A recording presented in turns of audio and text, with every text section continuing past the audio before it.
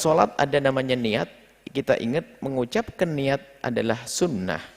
Yang wajib adalah melintaskan niat di dalam hati. Sudah dibahas masalah ini. Sholat duhur misalnya, bacaan niat sholat duhur sendirian. Usolli fardhu dhuhri arba' raka'atim.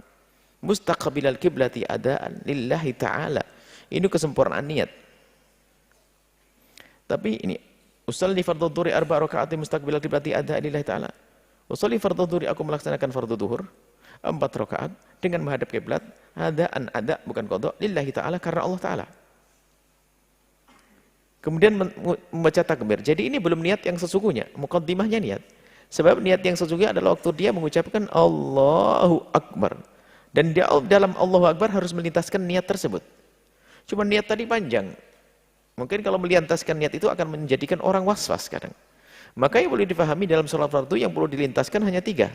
Bermaksud melakukan niat, melakukan sholat, kemudian menyebut sholatnya, ya, dan menyebut kefarduannya. Sholli fardhu dhuhri. Lintasan tak? Fardhu dhuhri. Allah. Allah. Allah. Telapak tangannya atau masalah hadwa mangkibeh, lurus dengan pundaknya. Ini lurus dengan pundak. Ada yang Allahu Akbar begini, itu urusan. Yang jelas kita dalam mazhab Syafi'i sangat jelas mengangkat tangannya. Kalau untuk hadwa mangkibeh itu diperkirakan lurus dengan pundak ini begini. Diperkirakan jempol ini, tangan kan pasti ada turunnya ini. Jempol ini kan lebih tinggi.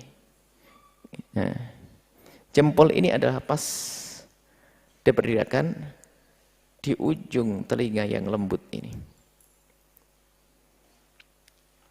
Dan tidak harus dipegang, sebagai orang Allahu Akbar. Nggak usah. Itu hanya perkiraan saja. Kalau sudah, sebab kupingnya orang semuanya di atas pundaknya dikit, kan gitu ya? Nggak ada kupingnya di sini, nggak? Maksudnya ini untuk ngukur para ulama. Sebab kalau sudah ini jemari ini lurus dengan telinga ini, maka pasti pas ininya lurus dengan pundak. Allah Akbar. Nah, kemudian bacaan niat dalam sholat duhur, yang contohnya menjadi makmum, usolli fardhu dhuhri arba' raka'atin mustaqbilal qiblat adaan, ada ditambah makmuman karena aku menjadi makmum. Ini sudah kita pelajari waktu kita di surau-surau kecil di kampung kita. Luar biasa itu. Ilmu manfaat itu yang kita pelajari di kampung-kampung. Anda menyaksikan video ini, jangan lupa berselawat kepada baginda Nabi Muhammad sallallahu alaihi wa alihi wa sahbihi wasallam. Mengucapkan niat ketika mau sholat atau wudhu seperti nawaitu. Ini sudah pernah saya jelaskan teman-teman sekalian. Kalau kita kembali kepada hadis Nabi sallallahu alaihi wasallam, maka belum pernah ada pengucapan lafaz.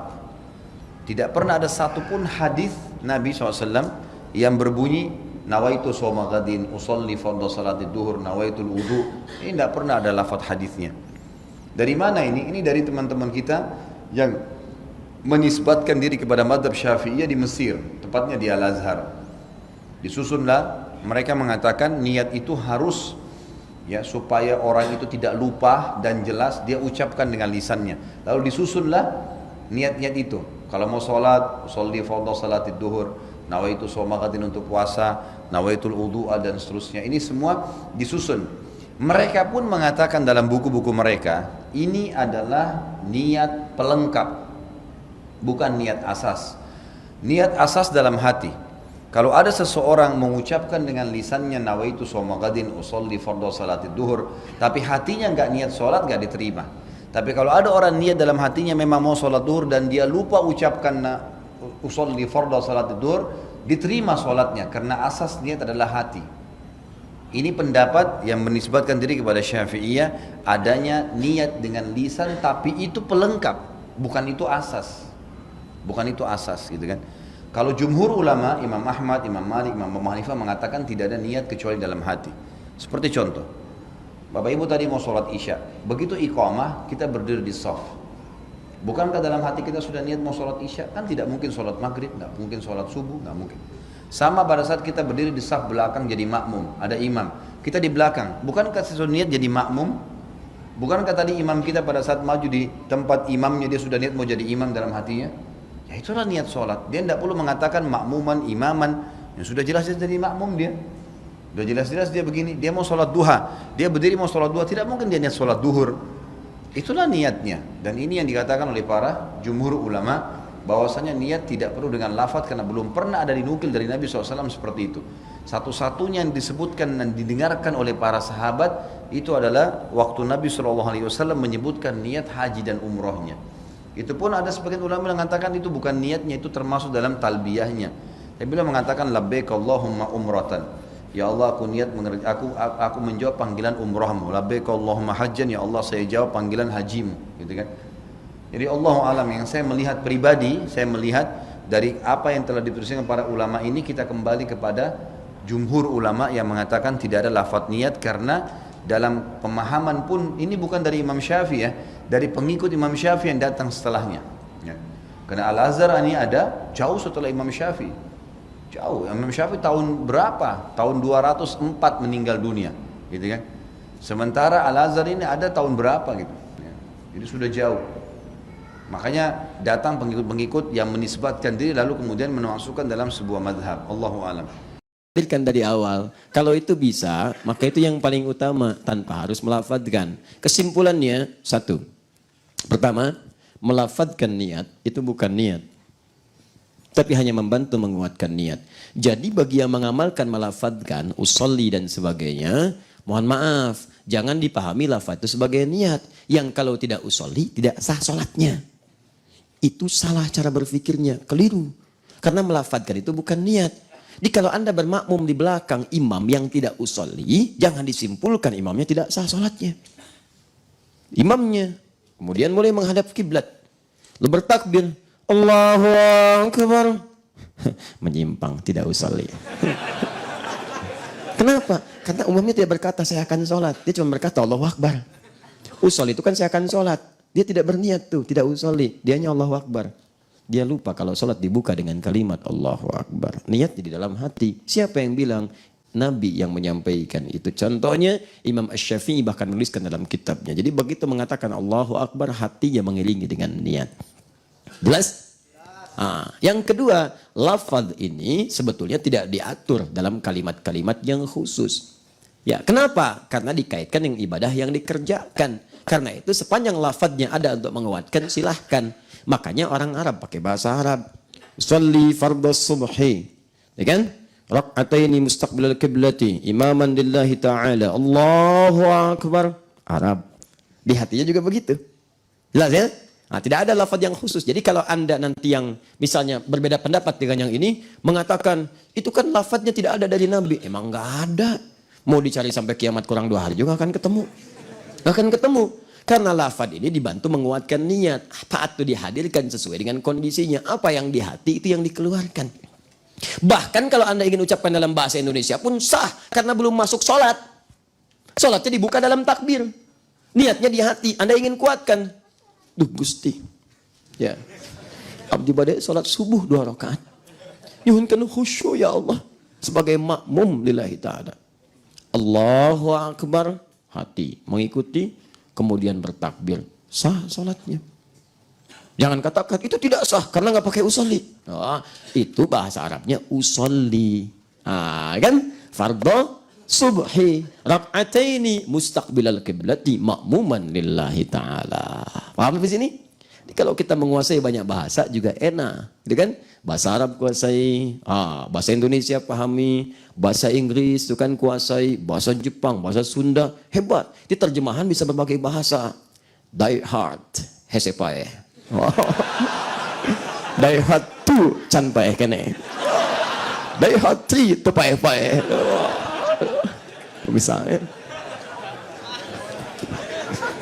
Kalau pakai bahasa Indonesia kan nggak enak, gitu kan? Itu biasanya kan.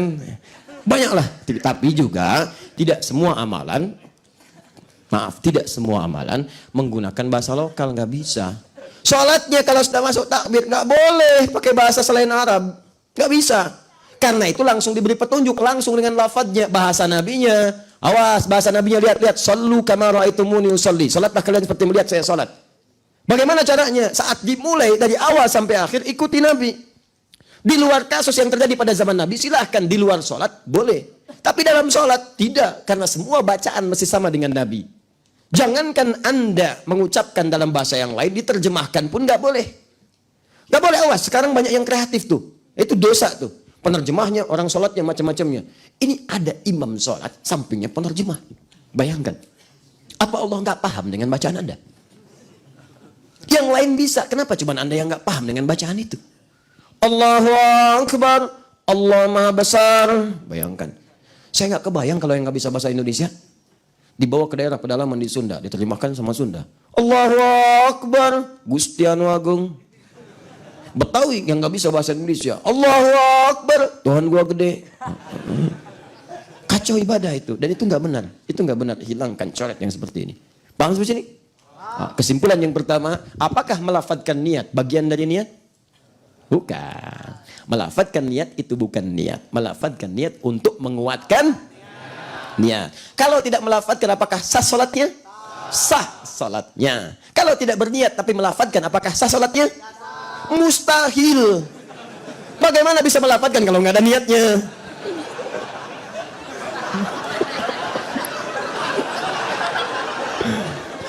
Ini belum lihat sudah menyimpulkan hukum. Yang ini menyimpulkan hukum pada sesuatu yang kita tidak pahami. Di pertanyaan yang salah itu melahirkan jawaban yang seperti ini. Pertanyaan sudah keliru, kalau orang salah nanya nggak usah dijawab. Saya ulang, apakah ketika tidak melafadzkan sah sholatnya? Sah sholatnya. Apakah kalau tidak berniat kemudian kita melafadzkan sah sholatnya? Tidak. Sah salatnya, mustahil seseorang melafadzkan kalau tidak berniat. Cerna dengan baik. Cerna dengan baik. Cerna. Jangan tersesat walaupun di jalan yang benar. Ya. Awas. Hati-hati. Hati-hati. Itu pertanyaan kurang tepat. Karena mustahil orang melafadzkan kalau nggak ada dalam hatinya. Semua yang dilafadzkan itu ada dalam hati. Akad nikah karena ada gejolak di hati keluar dalam bentuk lafadz. Ankah tukah saya nikahkan, saya kawinkan engkau dengan putri saya bernama si Fulanah binti Fulan dengan mas kawin misalnya gelang emas sebesar 2 kilo dibayar tunai. Ya? Dijawab. Ya. Saya terima nikahnya saya terima nikahnya si Fulanah binti Fulan dengan mas kawin yang bersangkutan ya, atau dengan mas kawin yang tersebut dibayar ngutang misalnya. Atau bayar tunai. Itu kan di hatinya, keluar dalam bentuk lafaz. Sama syahadat juga begitu. Begitu disebutkan di lisan, tembusnya kan ke hati. Dari hati yang paling dalam, aku menyampaikan apa yang aku rasakan. Ya, kita sampaikan cinta kita bersama di dalam lisan dan kita tuliskan dalam buku kita, nikah kita yang jadi pegangan. Jadilah BPKB, buku pernikahan kita berdua. Catat. Itu. Luar biasa. Apa hubungan dengan niat? Cari aja. Kesimpulan 1. Kesimpulan yang kedua, apakah seorang kalau jadi imam dia tidak melafadzkan, boleh kita bermakmum di belakangnya? Boleh. Boleh kita protes? Ya, boleh aja kalau nanya, gitu kan? Boleh. Yang tidak boleh itu protes dengan cara kemudian menjelekkan atau yang lain. Kalau makmumnya di belakang imam yang melafadzkan niatnya, boleh? Oh, kenapa jadi pelan? Boleh. Imamnya melafadzkan sholli fardhu subhi rak'ataini mustaqbilal qiblati ya imaman lillahi ta'ala. Anda bermakmum di belakang, boleh tidak? Boleh. Apa yang salah? Apa yang salah? Ya, boleh, silakan. Anda beda pendapat, boleh. Tapi Anda mesti tahu yang beda pendapat dengan Anda pun punya dalil. Kita hormati dalilnya. Hormati dalilnya. Kalau Anda merasa saya nggak tentram Ustadz, belajar dulu supaya tentram. Dalam rangka belajar itu, sholatnya mungkin cari dulu di tempat lain. Dengan imam yang tidak melafadzkan. Setelah paham pelajarannya, silahkan kembali ke jalan yang benar. Jalan yang benar itu bukan makmum di belakang orang yang melafadzkan. Maksudnya kembali ke jalan yang benar dengan pemahaman yang benar. Kalau ada yang begini, dalilnya ada, tenang. Kalau yang begini dalilnya ada, tenang. Ya, zuhur imam dilafadzkan, tidak dilafadzkan, benar. Yang salah, yang tidak sholat atau sholat yang tidak berniat. Itu salah. Jelas? Kesimpulan pertama. Kesimpulan yang kedua, ada 3 pendapat tentang persoalan niat yang dilafadzkan ini. Yang pertama itu mutlak membolehkannya dalam keadaan waswas atau bukan. Ini kelompok yang tadi kita sebutkan. Yang kedua menolak secara mutlak sampai tidak mengamalkannya karena dasar kekhawatiran kalau itu menyalahi apa yang Nabi ajarkan. Kemudian yang ketiga, itu dalilnya juga sudah ada. Yang ketiga adalah mengambil yang pertengahan. Kalau saya pribadi, saya condong yang ketiga ini. Tapi saya nggak bisa paksa antum. Kalau dalam fikih itu ada muqaranatul madzahib, perbandingan antara madhab. Kemudian diambil suara yang paling kuat, rajih. Nah, prosesnya disebut dengan tarjih. Mana yang paling kuat? Kalau saya pribadi, saya melihat ini yang paling kuat, bagian terakhir ini. Jadi, pertama, kembalikan dulu ke awal, ke dasar, tanpa harus melafadzkan. Jadi begitu kemudian antum amalkan, nah kalau ada perasaan kurang nyaman, rumuskan, praktek rumusan Qur'annya dipakai. Rasakan akan meninggal, kemudian ta'awudz, baca 3 surah yang terakhir, mu'awadzat ats-tsalaats, 3 perlindungan, surah perlindungan, Al-Ikhlas, Al-Falaq, An-Nas, itu dianjurkan, silahkan. Ya, bahkan Nabi katakan, bahkan Quran langsung ayatnya, ya fasta'iz billahi minasyaitonir rajim. Berlindung kepada Allah dari setan. Kalau ada was-was, awas. Fa imma yanzaghannaka minhum naz'un, kalau ada bisikan-bisikan yang membuat kita was-was susah, fasta'iz billah, berlindung kepada Allah. Bisa dengan ta'awudz, bisa dengan membaca surat perlindungan, bisa. Ya, silahkan. Antum misalnya baca ayat kursi boleh enggak? Kalau bagian dari perlindungan boleh minta. Mohon. Antum enggak bisa berdiri sambil duduk baca ayat kursi, ya. Belum juga kuat, lempar sekalian dengan kursinya, ya kan? Terus dan seterusnya. Kuatkan maksimal, rasakan akan wafat, ya. Nah, kalau kemudian nggak susah, nggak bisa ini itu harus diucapkan misalnya untuk menguatkan niat, maka silahkan ini ada pendapatnya untuk diamalkan. Ini yang saya kira termasuk pembahasan yang kita bisa utarakan. Kalau sudah begini, nggak usah dibahas lagi. Apalagi yang paling tidak menyenangkan adalah yang nggak ikut kajian pun ikut bahas di komen-komen, terus berselisih lagi. Wah, ini bukan bermanhaj salafus saleh. Oh, ini manhajnya rusak. Ini menyimpang. Ini ketentuan begini. Sudahlah, akhi, mau sampai kapan begitu? Sudah, kita perbaiki diri saja dengan baik. Jangan sampai dapat pahala tapi dihilangkan lagi. Kasihan. Bahkan yang paling berbahaya itu sudah punya pahala, pahalanya hilang, dosa orang diambil juga. Itu muflis, ada hadisnya. Kalau saya sih tidak ada masalah. Kalau ada yang kurang tepat, saya kan pribadi yang sangat terbuka. Sampaikan aja langsung, saya perbaiki kalau memang itu keliru. Kalau dia bikin status nggak ada ujungnya. Kalau pengen diskusi, silahkan datang. Kalau cuma kesalahan disampaikan di jamaah Anda, tapi Anda nggak pengen diskusi, ya susah kalau begitu. Ustadz itu menyimpang, jangan diikuti, begini. Ya, saya ajak diskusi nggak datang. Gitu kan? Saya tawarkan duduk, nggak mau. Gitu kan? Semaunya apa? Saya ajak minum teh, nggak mau. Saya tawarin umroh juga nggak mau. Semaunya apa gitu kan? Nah, itu kan susah kalau begitu. Ya sudahlah gitu kan, saya mah apa tuh? Ya. Ya, kita doakan saja, sudah doakan. Dan Anda jangan ikut-ikut mencela. Saya jangan mencela, kenapa Anda mencela? Nggak usah dicela, sudah nggak usah dicela. Kita saling memaafkan saja, kita maafkan. Kalau dosa kan tahu masing-masing. Gini, memaafkan itu nanti Allah akan lapangkan hati kita. Nggak akan difikirkan lagi oleh kita. Jadi kalau kita sudah maafkan, ditutup oleh Allah apa yang kaitan kita dengan dia. Jadi kita tuh dilapangkan, nggak mikirin dia. Tapi sebelum dia minta maaf, maka terus akan menyelimuti perasaan dia. Dan terus menggulirkan dosa dalam dirinya. Jadi kalau Anda berselisih dengan orang, maafkan aja, nggak ada ruginya memaafkan orang itu. Sebelum dia minta maaf pada Anda atau bertobat kepada Allah, maka dosanya terus mengalir sampai kembali kepada Allah. Kalau Anda sudah nggak ada kaitan lagi, dia nggak ada ruginya. Nah, maka dari itu sudah, buka hati, wal'afina anin nas, maafkan. Saya pun tidak akan marah, nggak apa-apa. Kalau benar kita koreksi. Dan jangan mau kita kemudian mempertahankan kesalahan. Itu nggak bagus. Mempertahankan kesalahan sama dengan menutupi kebodohan yang memang sudah tampak. Ya, sudah mau apa lagi, capek. Perbaiki dan jangan malu. Ya Allah